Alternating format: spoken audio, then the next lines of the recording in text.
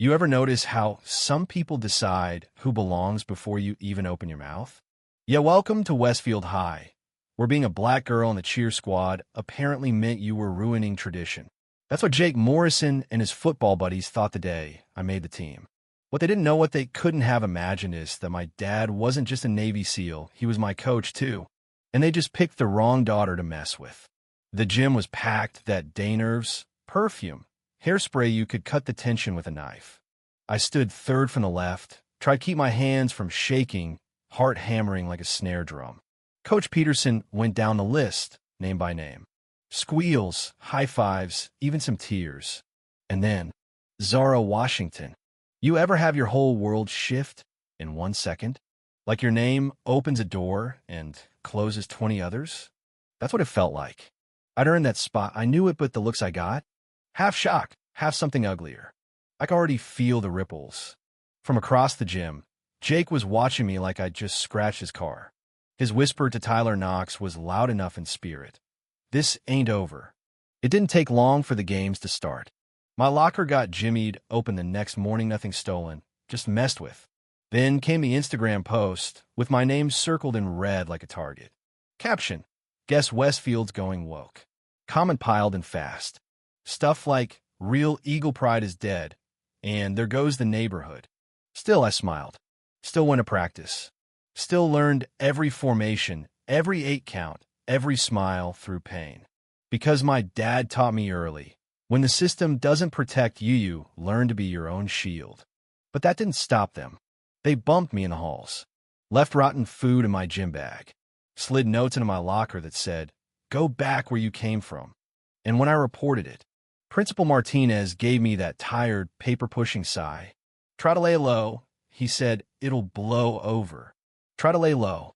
That was the school's big plan, but not mine. See, my dad, Commander David Washington, taught me how to think like a soldier. You don't charge in guns blazing. You gather intel, map the terrain, watch the enemy until they show you their weak spots. So I watched. I learned that Jake parked in the same spot every day. That Tyler sold vapes behind the gym. That Brandon Mills, the weakest link, just wanted to be liked. I took notes, dates, times, faces, because if they want to play dirty, I'd show them what it looked like when a soldier's daughter went to war. But even with all that planning, I wasn't ready for the puddle. It was the Friday before homecoming. I was walking toward the gym when they flanked me, Jake, Tyler, and Brandon. "Got a message for you," Jake said, right before they shoved Mejardinto, a mud pit near the sidewalk.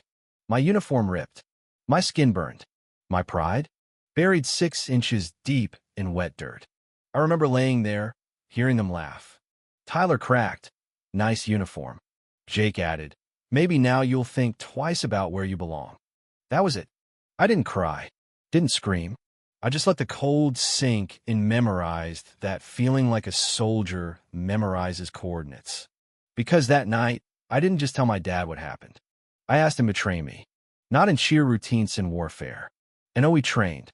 At dawn, at dusk, in the basement gym, striking, dodging, defending, enduring. He taught me how to turn my fear into fuel. And while I trained, I executed phase 1. Jake's truck, the one he never locked. Let's just say a few expired prescription bottles procured with strategic access found their way under the seat. An anonymous tip, a school resource officer, a public search, a shocked quarterback. Result? Drug charges. Scholarship offers? Gone. 1 down. Phase 2. Tyler Knox. The guy's so desperate for a scholarship, he'd been selling vape kits to freshmen for $50 a pop. I didn't need to plan anything. I just recorded his sales from the art building window, submitted it anonymously. That was all it took. He got pulled from 3rd period. They found over $300 cash in his locker and a stash of illegal devices. Tyler Knox, our linebacker, suspended, expelled, and suddenly very quiet in the hallways. 2 down. That left Brandon. But Brandon wasn't a ringleader. He was a follower. And the pressure? It cracked him wide open. He started calling the other 2 panicking. Said someone was targeting them. That maybe, just maybe, it was me. And that's when they decided to confront me. Nighttime. Street light flickering. I was on my walk, just like always, when I noticed a black pickup crawling behind me. Jake's voice rang out chilling and familiar. "We need to talk." I didn't run. I didn't beg. I faced him. And when Jake pulled a knife, I neutralized him. 30 seconds. That's all it took. 3 boys down. 1 girl standing, heart pounding, hand steady, sirens wailing in the distance. They call me the attacker. Until the video surfaced. A neighbor's Ring camera caught it all. The approach, the knife, the ambush, and me, defending myself like I'd been trained to do. That footage went viral. What started as harassment over a cheer spot became a national story. The FBI launched a hate crime investigation. The charges stuck. For years for Jake. 3 for Tyler. 18 months for Brandon.